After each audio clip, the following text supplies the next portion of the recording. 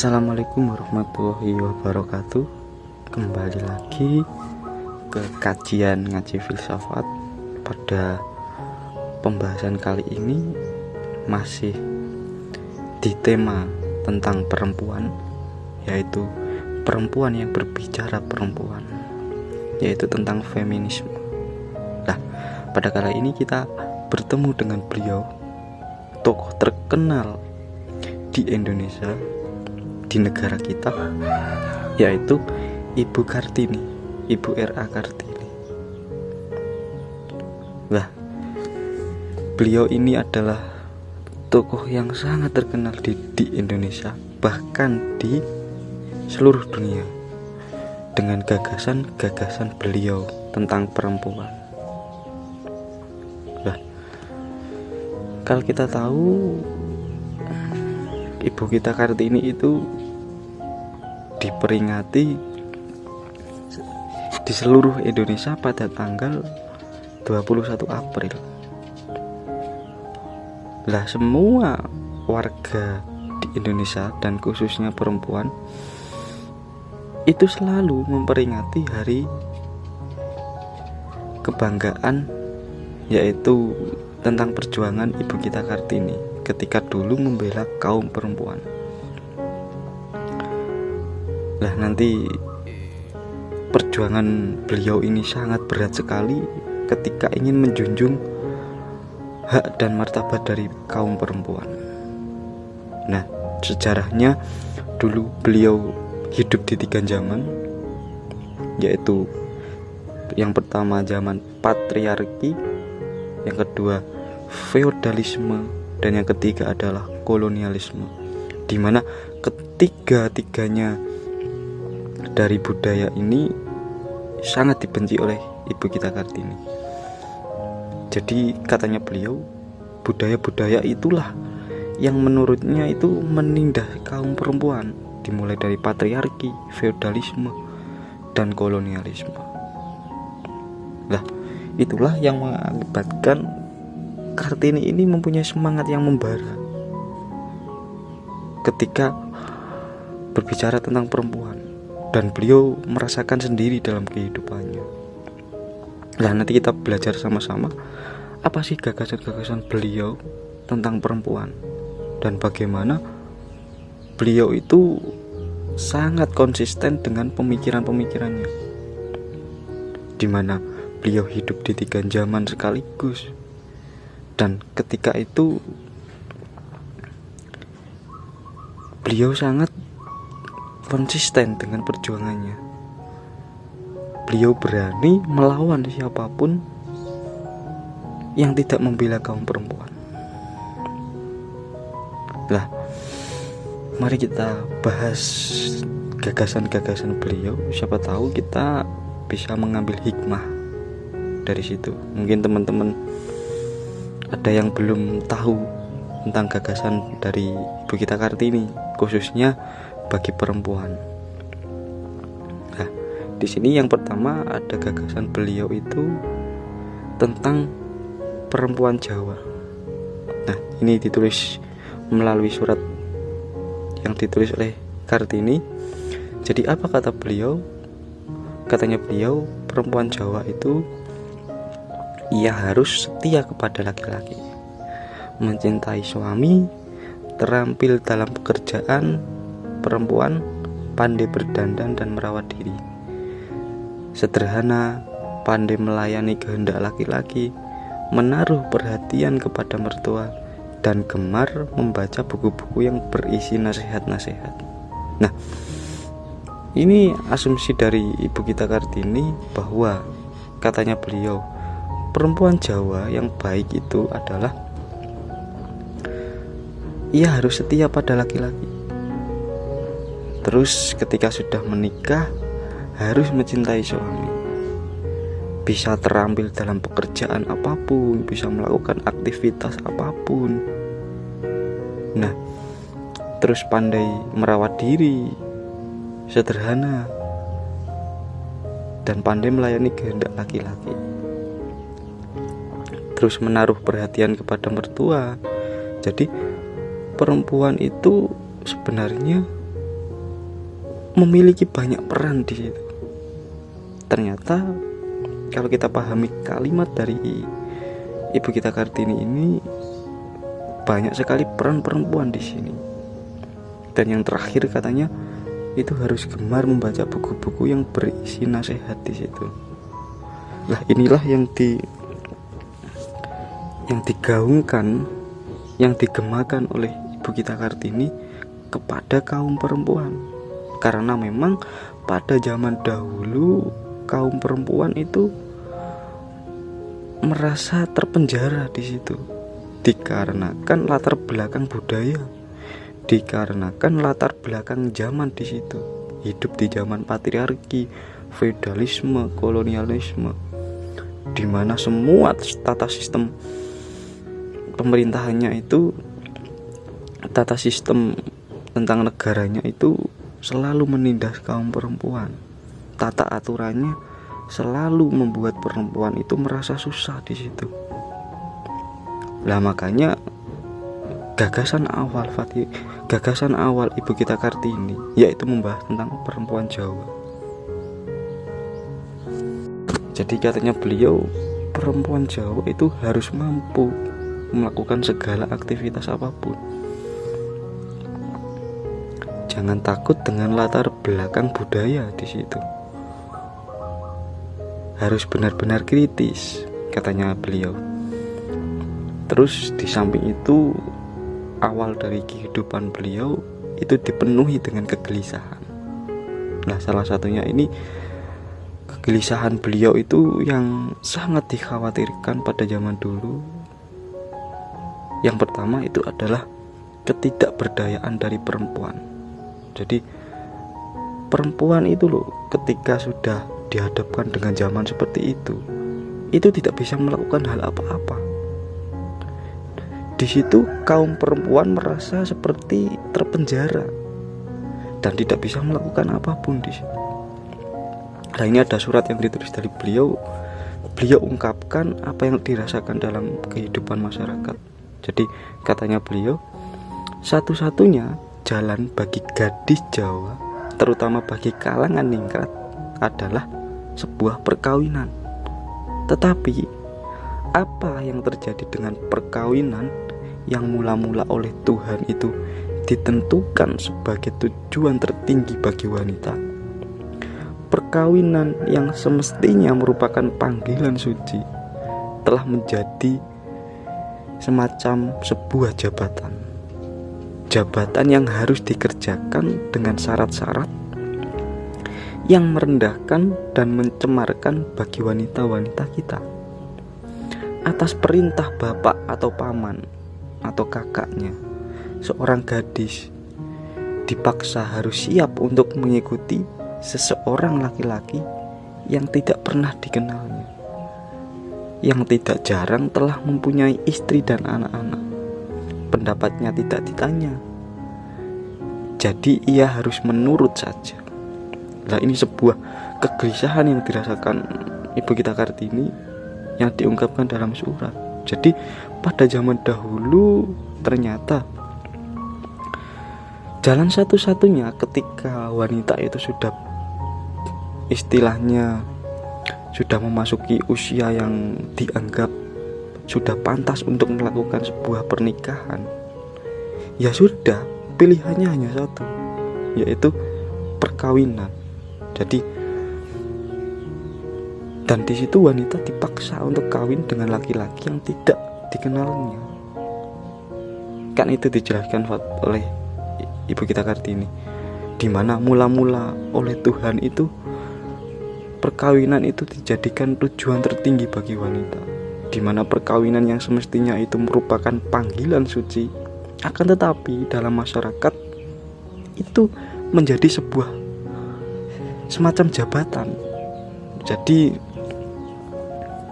ketika perempuan belum menikah atau katakanlah tidak mempunyai pasangan, itu selalu dipaksa untuk menikah, dan nanti pada akhirnya perkawinan akan menjadi sebuah macam jabatan, dimana itu merendahkan dan mencemarkan nilai dan moral dari wanita itu sendiri. Padahal konteks hakikatnya perkawinan bagi Tuhan adalah suci. Tapi kenapa ketika dihadapkan oleh alur budaya seperti itu oleh masyarakat, perkawinan berubah menjadi semacam jabatan sosial. Jadi misal ada wanita yang dipaksa oleh bapaknya atau oleh keluarganya atau oleh ibunya untuk mengikuti seorang laki-laki yang tidak pernah dikenalnya, lah disitulah sumber kehancuran akan terjadi, katanya Ibu kita Kartini. Tanpa ditanya pendapatnya mau apa tidak. Lah disitulah ketidakberdayaan perempuan ketika dihadapkan dengan zaman seperti itu, dimana semua diatur oleh laki-laki dan perempuan tidak berhak menentukan kehidupannya sendiri. Dan itu menjadi sumber kegelisahan bagi R.A. Kartini di situ. Jadi beliau ingin berusaha melepaskan diri dari jeratan itu. Terus katanya beliau lagi di suratnya itu, saya merasa putus asa dengan rasa pedih, perih. Tangan saya menjadi satu. Sebagai manusia, saya merasa seorang diri tidak mampu kejahatan berukuran raksasa itu. Dan yang kejahatan berukuran raksasa itu alangkah kejamnya dan dilindungi oleh ajaran Islam, dihidupi juga oleh kebodohan perempuan. Korbannya, saat aku membayangkan mungkin suatu nasib akan menimpakan kepada saya, suatu siksaan yang kejam. Mulutku menjerit, hatiku menggemakan jeritan itu ribuan kali. Lah, ini sebuah ungkapan yang diucapkan Kartini lewat surat. Jadi beliau merasa ada sistem yang sangat kejam dan itu dilindungi oleh ajaran Islam. Jadi misalnya gini, ketika ajaran Islam ngomong tentang poligami, kan banyak orang yang memahami bahwa poligami itu adalah sunnah Nabi. Jadi laki-laki berhak untuk mendapatkan atau menikahi 4 orang wanita sekaligus dalam hidupnya. Lah, jadi di situ R.A. Kartini protes. Kenapa ajaran Islam itu seperti itu? Kenapa seolah-olah harga diri perempuan itu tidak ada artinya? Dan semua selalu dikaitkan dengan materi dan materi di situ. Memang di latar belakang sejarahnya ini, R.A. Kartini ini kurang paham tentang ajaran agama. Jadi dia memahami agama itu masih seperti itu. Padahal ya memang sebenarnya ajaran Islam bukan seperti itu. Konteks poligami kan, kalau kita merujuk ke ayat Al-Quran kan, sebenarnya itu konteksnya bukan menikahi 4 wanita. Kan Allah sudah jelas bilang di Al-Quran, kalau engkau tidak mampu maka nikahi 1 orang saja.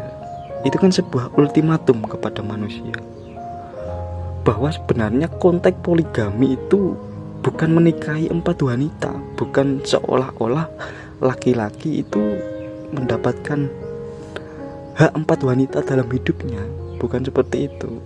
Banyak tafsir yang keliru di situ. Dan mungkin makna dari poligami, ketika kita belajar tentang tafsir, makna dari poligami sebenarnya adalah ketika kita merujuk ke kehidupan Nabi Muhammad, itu untuk menghidupi anak yatim. Jadi latar belakang sejarah yang diolah dan diotak-atik oleh kaum laki-laki itu menjadikan sebuah bumerang, bahwasanya poligami dipahami secara sempit seperti itu. Padahal ketika kita merujuk ke kehidupan Nabi, bukti konkret ketika Nabi Muhammad melakukan sebuah poligami, itu tujuannya adalah untuk menghidupi anak yatim, dan tujuannya adalah di sisi lain membela kaum perempuan juga. Ketika di zaman jahiliyah yang masih diselimuti oleh kebodohan, di mana perempuan yang sebelumnya itu dijadikan barang, dijadikan alat pemuas nafsu bagi laki-laki, itu diubah oleh Nabi Muhammad. Dan memang itu perlu proses. Ketika Al-Quran ngomong laki-laki dibatasi nikah 4, itu sebenarnya mengangkat derajat perempuan. Cuma pemahaman aslinya tidak seperti itu. Tujuan utamanya adalah tetap satu, untuk menghidupi anak yatim di situ. Lah itulah ketika R.A. Kartini membaca teks-teks Al-Quran semacam itu, beliau berpikir, karena memang beliau belum paham tentang tafsir Al-Quran dan latar belakang budayanya juga seperti itu. Jadi beliau menganggap bahwa kenapa ajaran Islam seperti itu. Tapi nanti di sela proses kehidupannya beliau terus mencari. Lah, beliau sampai berkata seperti itu, bahwa dia membayangkan ketika nasib itu menimpa di dirinya, suatu siksaan yang kejam yang bernama poligami itu. Jadi dia mulutnya menjerit, hatinya menggemakan jeritan itu ribuan kali. Jadi di ceritanya itu memang Bu Gita Kartini itu adalah juga dipoligami sebenarnya. Jadi suami dari R.A. Kartini ini juga menikah dengan wanita yang banyak.